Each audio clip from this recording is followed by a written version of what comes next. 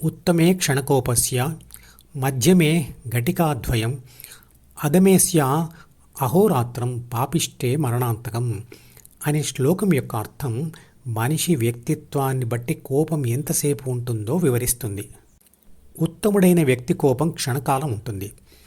మధ్యముడైన వ్యక్తి కోపం 2 గడియలు ఉంటుంది. అధముడైన వ్యక్తి కోపం ఒక రాత్రి పగలు అంటే 24 గంటలు ఉంటుంది.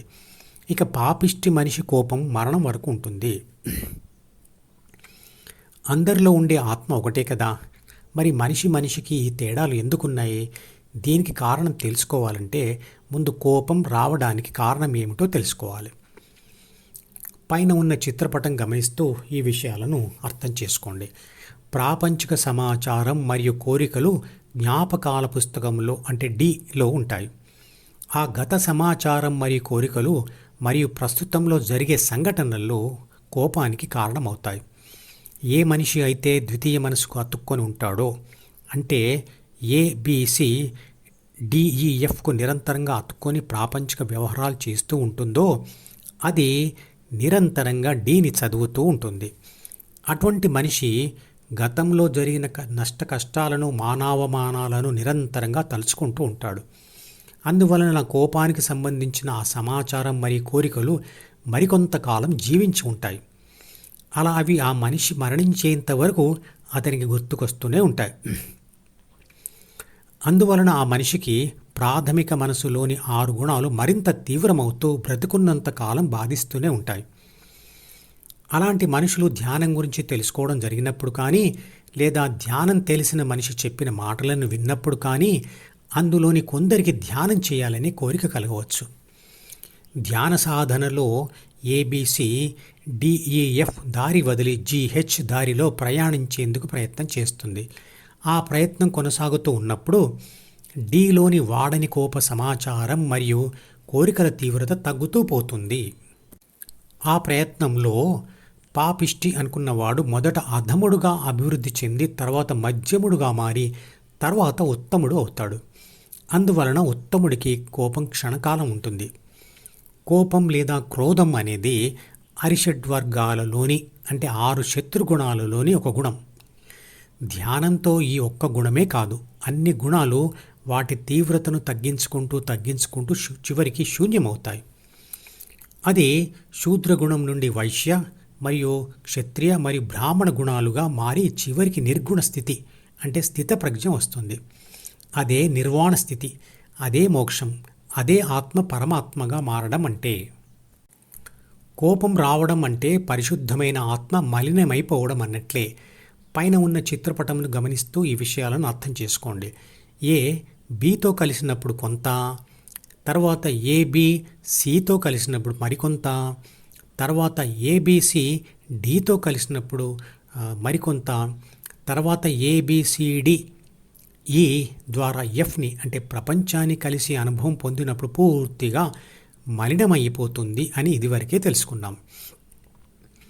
అలా ప్రపంచ అనుభవాలను మళ్ళీ పొందుతూ వాటికి అలవాటు పడిపోవడమే ఏబిసి ద్వితీయ మనసులోని సి మరియు డిలకు బానిస కావడం. సి అంటే అహం, అంటే నేను, నాది, నాకు, నన్ను అనబడే స్వార్థ భావన. ఏ అనేది బిసిడిఈఎఫ్లను పట్టుకుంటే మెలకువ, కానీ వాటిని విడిచిపెడితే అది గాఢ నిద్ర కావచ్చు లేదా ధ్యాన సమాధి కావచ్చు. ఏ ఒంటరిగా ఉన్నప్పుడు తుపాకీ పేలిక ముందు తుపాకీ మందులోని శక్తిలాగా నిర్లిప్తంగా ఉంటుంది.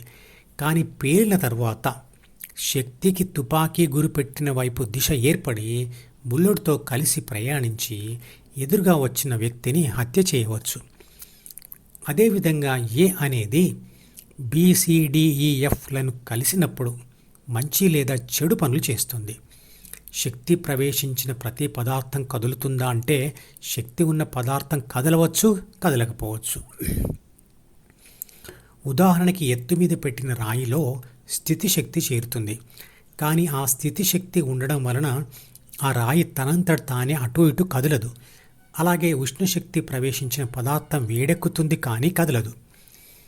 అలాగే కదలకుండా స్థిరంగా ఉన్నటువంటి ఒక మూలకం అంటే కాల్షియం కానీ ఐరన్ కానీ తీసుకుంటే దాని పరమాణువులోని ఎలక్ట్రాన్స్ నిరంతరంగా పరమాణు కేంద్రకం చుట్టూ తిరుగుతూ ఉంటాయి.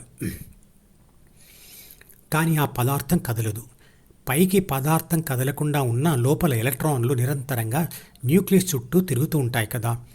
అందుకే శక్తిని భౌతికమైన లక్షణాలతో వర్ణించలేము. డీలోకి వచ్చే కొత్త విషయాలను ఏబీసీ తిరస్కరించడమే, అంటే చదవకపోవడమే వైరాగ్యం.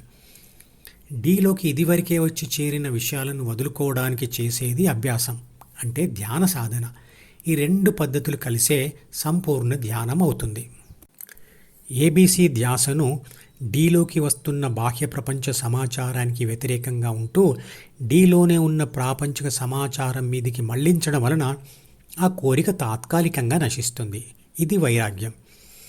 ఇక ఇంతకుముందే వచ్చి చేరిన డీలోని పాత సమాచారమును తిరస్కరిస్తూ ఏబీసీ తన ధ్యాసను హెచ్ అంటే హృదయం మీదకు డైవర్ట్ చేసే అభ్యాసం ఫలితంగా డీలోని పాతవి నశిస్తాయి.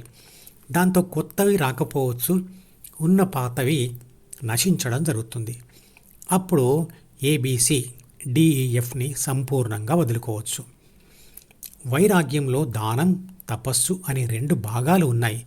తపస్సు అంటే మనసులోని కోరికలను, మాటలను మరియు శారీరక సుఖాలను తపింపచేయడం. ఈ మధుపదం యూట్యూబ్ ఛానల్ వీడియోని సబ్స్క్రైబ్ చేసి గంట గుర్తును నొక్కి ఆల్ని సెలెక్ట్ చేసి ప్రతిరోజు యూట్యూబ్ ఓపెన్ చేసి అడుగున ఉన్న సబ్స్క్రిప్షన్ బటన్ నొక్కితే అన్ని లేటెస్ట్ వీడియోలు చూడవచ్చు.